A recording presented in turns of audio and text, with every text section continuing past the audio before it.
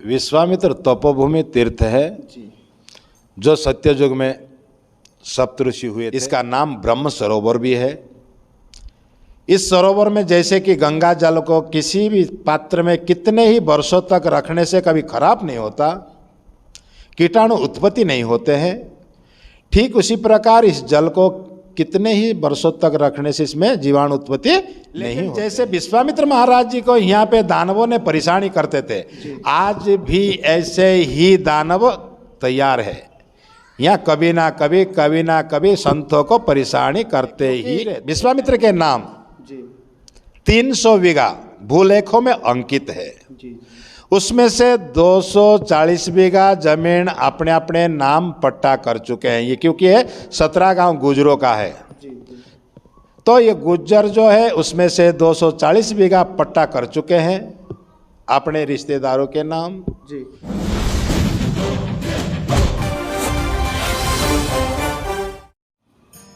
नमस्कार, मेरा नाम है गुलशन तिवारी और आप देख रहे हैं गांव वॉइस। गांव वॉइस की टीम लगातार आपको पौराणिक स्थलों का भ्रमण करा रही है। जो पौराणिक स्थलें हैं उसका दर्शन करा रही है, उसके क्या महत्व है, उसकी क्या विशेषता हैं, इन सब चीज़ों को लगातार कवर कर रही है और आप सभी तक पहुंचा रही है। इस काम में हमको बहुत मेहनत करना पड़ रहा है, हम बहुत दूर दूर जा रहे हैं, बहुत कवर कर रहे हैं। तो आप सब हमारे चैनल गांव वॉइस को सपोर्ट करिए और अपना चैनल को सब्सक्राइब कर आप हमें सहयोग अपना प्रदान कर सकते हैं।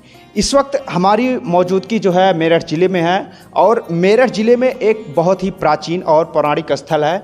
इस स्थल के ये जो स्थल है, इस स्थल का क्या महत्व है और ये स्थल कैसा है, इन सब चीज़ों को जानेंगे।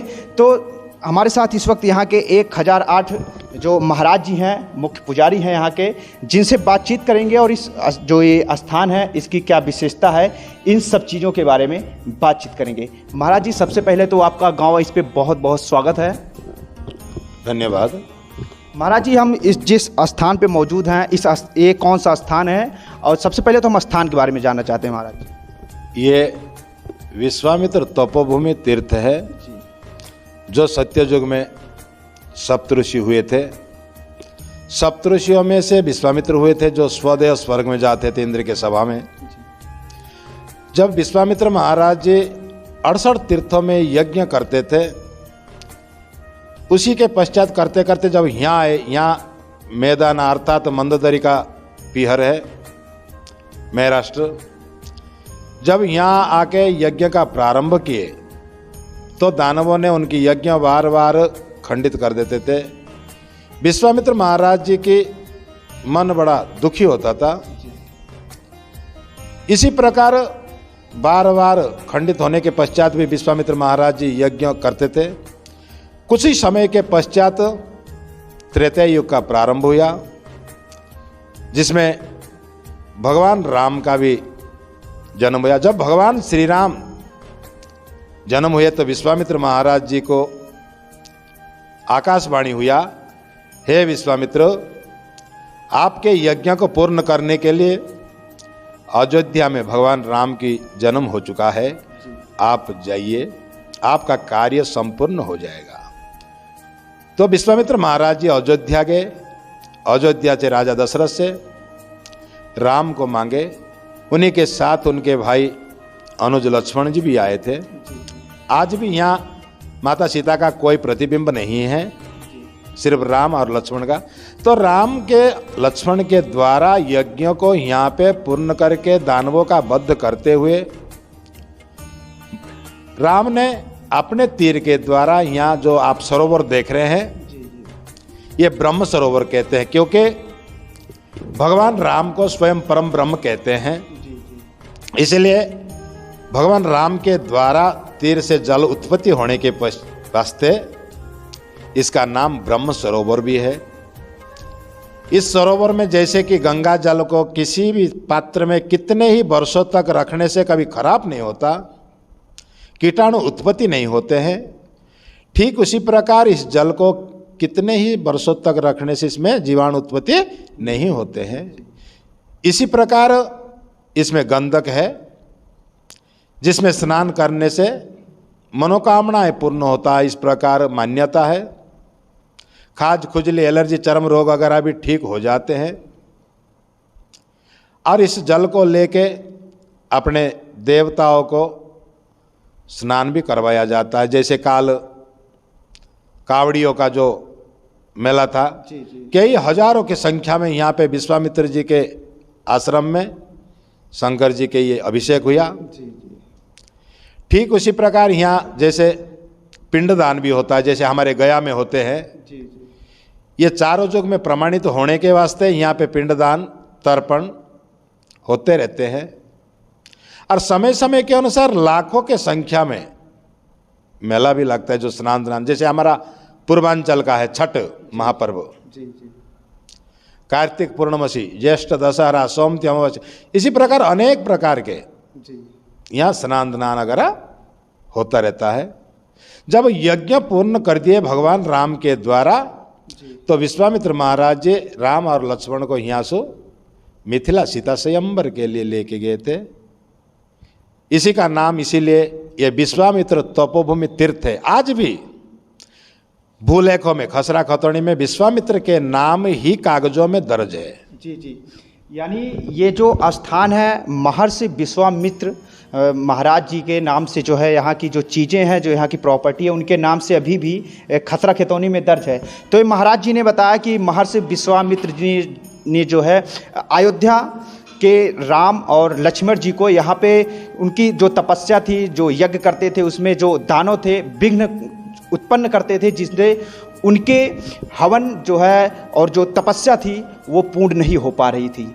महाराज जी, जैसे हम जानना चाहते हैं इस स्थान का क्या विशेषता है और क्या महत्व है, उसके बारे में आप थोड़ा बताइए। स्थान का विशेषता तो ये है कि जहाँ लाखों ने करोड़ों संत, क्योंकि चारों युग में प्रमाणित होने के वास्ते करोड़ों संत यहाँ तपस्या किए हुए हैं, और जो कि स्वयं परम ब्रह्म राम, जो आत्मा की सदगति के लिए भगवान राम के हम अरदास करते हैं, हमारा इष्ट राम है, जो हर हृदय के अंदर भगवान राम है, जिनका चरण पादुका यहाँ पे पड़ा हुआ है।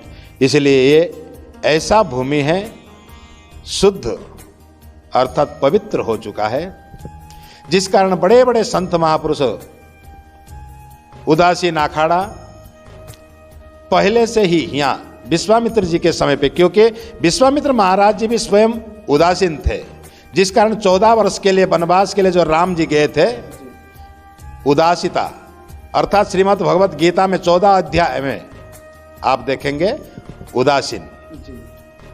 तो भगवान राम भी उदासीन भेष में ही 14 वर्ष के लिए वनवास गए थे। उसी समय से ही उदासीन अखाड़ा यहाँ पे स्थगित है।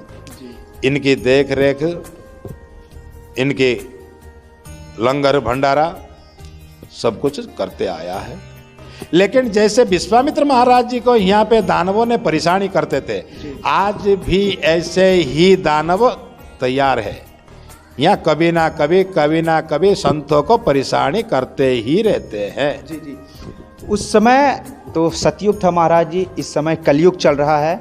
तो कलयुग में किस तरह के दानव यहाँ पे जो है परेशान करते हैं आप लोगों को? काम, क्रोध, लोभ, मोह, मद में फंस के सभी स्वार्थ को पूर्ण करने के लिए, क्योंकि विश्वामित्र के नाम 300 बीघा भूलेखों में अंकित है। उसमें से 240 बीघा जमीन अपने अपने नाम पट्टा कर चुके हैं। ये क्योंकि है 17 गांव गुजरों का है, तो ये गुज्जर जो है उसमें से 240 बीघा पट्टा कर चुके हैं अपने रिश्तेदारों के नाम। उसमें से हमारे पास 60 बीघा जमीन रह गया है, जिसमें मुख्यमंत्री कल्याण सिंह जब थे 1996 से 98 में, इसमें अनुदान देके 60 बीघा को बाउंड्री करवा दिए। फिर उसके बाद कितने सरकार आया, कितने सरकार गया, फिर उसका कोई डेवलपमेंट नहीं हो पाया। फिर जब बीजेपी सरकार आया तो मुख्यमंत्री योगी आदित्यनाथ महाराज जी जब 2000 अभी जो पिछले संस्था में 1 करोड़ रुपया यहाँ पे अनुदान दिए। फिर हमारे जो कैबिनेट मंत्री रीता बहुगुणा जोशी जी थे, उन्होंने भी कुछ अनुदान दिए। उन्हीं के द्वारा यहाँ पे फिर विकास का अच्छा कार्य हुआ। अभी भी जियो करके एक फाइल को छोड़ा गया है, जिस कारण योगी जी महाराज उसमें हस्ताक्षर कर दिए हैं। अभी फिर कुछ कार्य हो जाएगा। तो महाराज जी बता रहे हैं कि जब से बीजेपी सरकार आ रही है तब से ये जो पौराणिक स्थल है, इस स्थल का लगातार कायाकल्प किया जा रहा है। महाराज जी हम देख पा रहे हैं बगल में एक सरोवर है।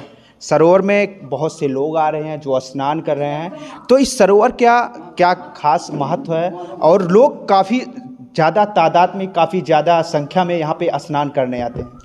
इसका तो महत्व ये बताए ना कि ये ब्रह्म सरोवर है, क्योंकि स्वयं परम ब्रह्म राम ने जल की उत्पत्ति करने के वास्ते इसका नाम ब्रह्म सरोवर भी है।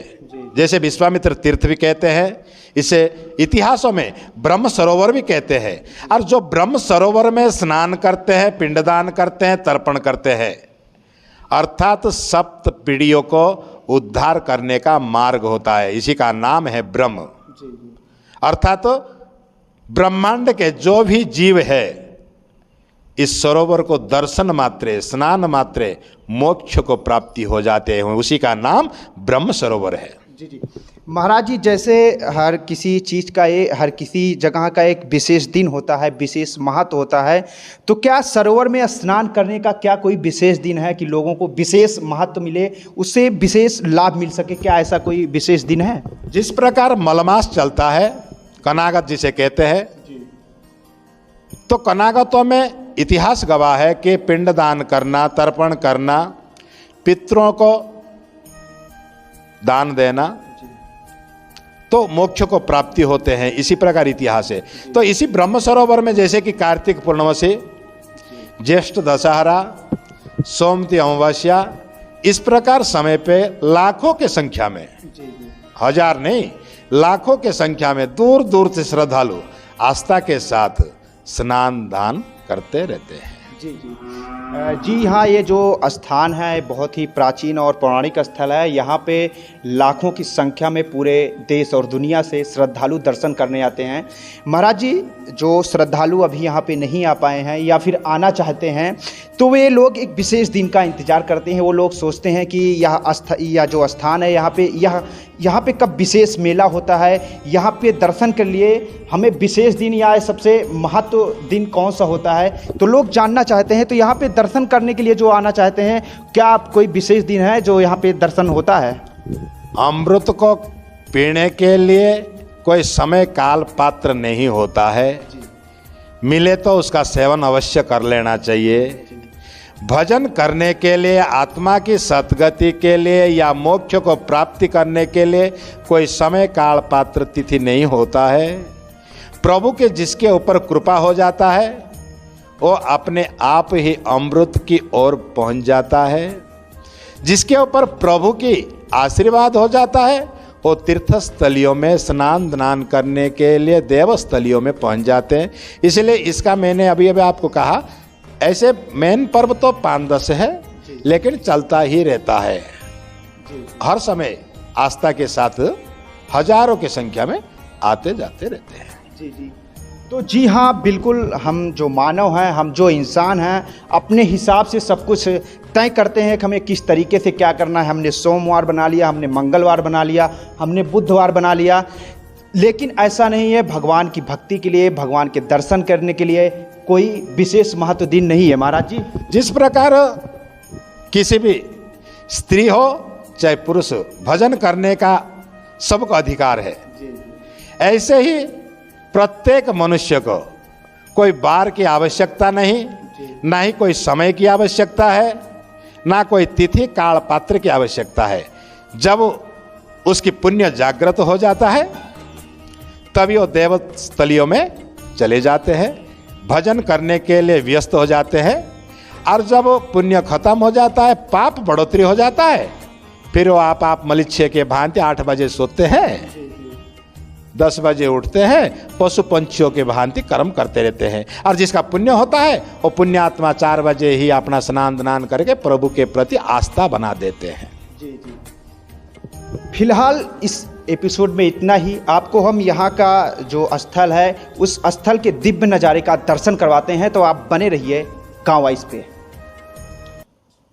सोनू तिवारी है जी तिवारी जी, इस सरोवर के बारे में आप कब से जानते हैं और यहाँ इस स्थान पे कब से आते हैं? हम मूल रूप से अयोध्या के निवासी हैं जी। और हम पिछले विगत 10 वर्षों से यहाँ रहने का कार्य कर रहे हैं।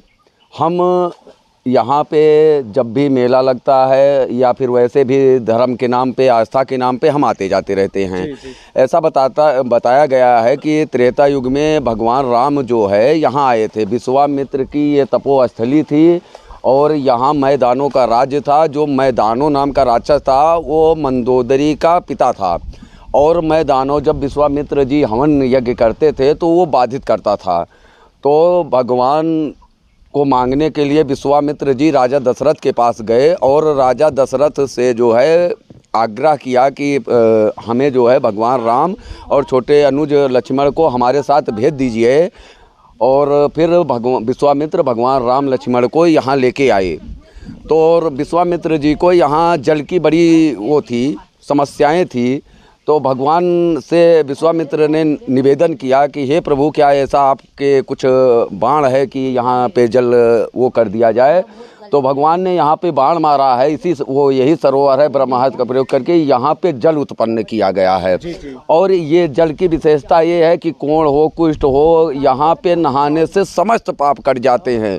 और जैसे गया जगन्नाथ जी का पिंडदान किया जाता है, वैसे कनाकत में यहाँ पे लोग बाग पिंडदान करते हैं।